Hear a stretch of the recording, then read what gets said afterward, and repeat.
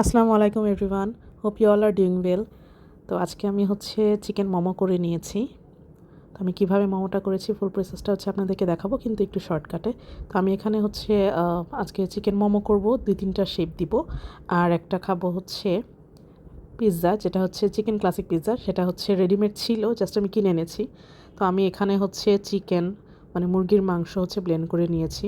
তারপরে গাজর কুচি, পেঁয়াজ কুচি, কাঁচামরিচ কুচি, তারপরে এখানে দিয়ে দিয়েছি সামান্য মরিচের গুঁড়া, কাঁচামরিচ, তারপরে আদা রসুন, এগুলো সব আমি দিয়ে নিয়েছি, গোলমরিচের গুঁড়ো, হালকা একটু লেবু, একটু ফিশ সস, সয়া সস, তারপরে গার্লিক পাউডার, তারপরে মানে এগুলো সব কিছু মশলা আমি দিয়ে দিয়েছি। এত কিছু নাম এখন মনে পড়ছে না, যত যা মশলা দেওয়া প্রয়োজন, আদা রসুন সব কিছু দিয়ে দিয়েছি, অনিয়ন পাউডার, এগুলো সব আমি দিয়ে দিয়েছি, পেঁয়াজ কুচিও দিয়েছি, আবার অনিয়ন পাউডারও দিয়েছি। তো সব কিছু দিয়ে খুব ভালো করে সুন্দর করে আমি এখন মেখে নিব। খেয়াল রাখবেন যেন চিকেনে পানি না থাকে। তো খুব সুন্দর করে এভাবে আমি মেখে ম্যারিনেশন করে কতক্ষণ পর্যন্ত এটা আমি রেখে দিব, না রাখলেও চলে। আর ট্রাই করবেন এক পিস লেবু দেওয়ার জন্য, হালকা একটু লেবু দিলে এটা খুব ভিতরে জুসি থাকে, খেতেও খুব মজা হয়। আর গাজরটা যার যার পছন্দ মতো, আপনারা চাইলে চিংড়ি মাছ দিয়েও করতে পারেন বা শুধু ভেজিটেবল মোমোও করতে পারেন। আমি আজকে চিকেনটা করেছি, আরেকদিন চিংড়িটা করে দেখাবো। তো আমি সুন্দর করে ম্যারিনেশন করে এখানে রেখে দিয়েছি এভাবে। তো আমি এখন ডোটা বানিয়ে নিয়েছি। আমি নর্মাল পানি দিয়ে আটার মধ্যে নর্মাল পানি আর একটু কর্নফ্লাওয়ার দিয়ে সুন্দর একটা ডো বানিয়ে নিয়েছি, হালকা একটু শক্ত থাকবে, একবারে বেশি নরম না।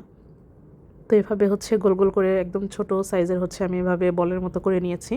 যতগুলো মোমো বানাবো একদম ডো থেকে সুন্দর করে ছোট ছোট ছোট ছোট করে বানিয়ে নিয়েছি। তারপর এখন আমি মোমোটা বানাবো। এটা আমি ইফতারের জন্য করছি মেইনলি, আমরা ইফতারিতে আজকে খাবো এর জন্য। তো আমি দেখেন একটা রুটির মতো ছোট্ট করে নিয়েছি, যেটার মধ্যে মোমোটা করবো, মানে মোমোর শিট যেটাকে বলে আর কি। খুব বেশি পাতলাও হবে না, খুব বেশি মোটাও হবে না, এরকম হালকা শেপের হবে। তো আমি দেখেন অন্তনের মতো একটা শেপ দিয়ে নিলাম। এই শেপটা সবচেয়ে ইজি আর খুব জলদি হয়। তো আমি এটা কিছুটা বানিয়ে নিলাম, আর কিছুটা বানাবো গোল গোল করে। তো আমি এটা খুব ভালো করে স্টিম করে নিব।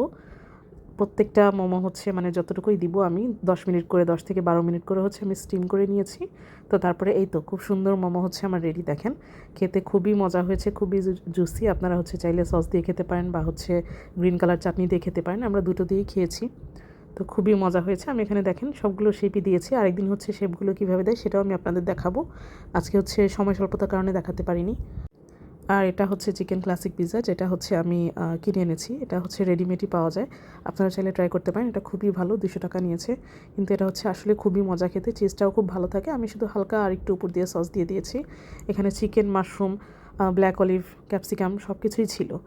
তো প্রাইস অনুযায়ী এটা ওয়ার্থ ইট আমার কাছে আর কি। তো খুবই ভালো, এটা খেতেও খুব মজা। এটার নিচে যে ব্রেডটা সেটাও খুবই সফট ছিল, খুবই মজা ছিল। এটাও জাস্ট হালকা একটু ওভেনে দিয়ে নিতে পারেন, বা যাদের ওভেন নেই তারা একটু ভাপে দিতে পারেন। তো আজকের মতো এ পর্যন্তই, আল্লাহ হাফেজ।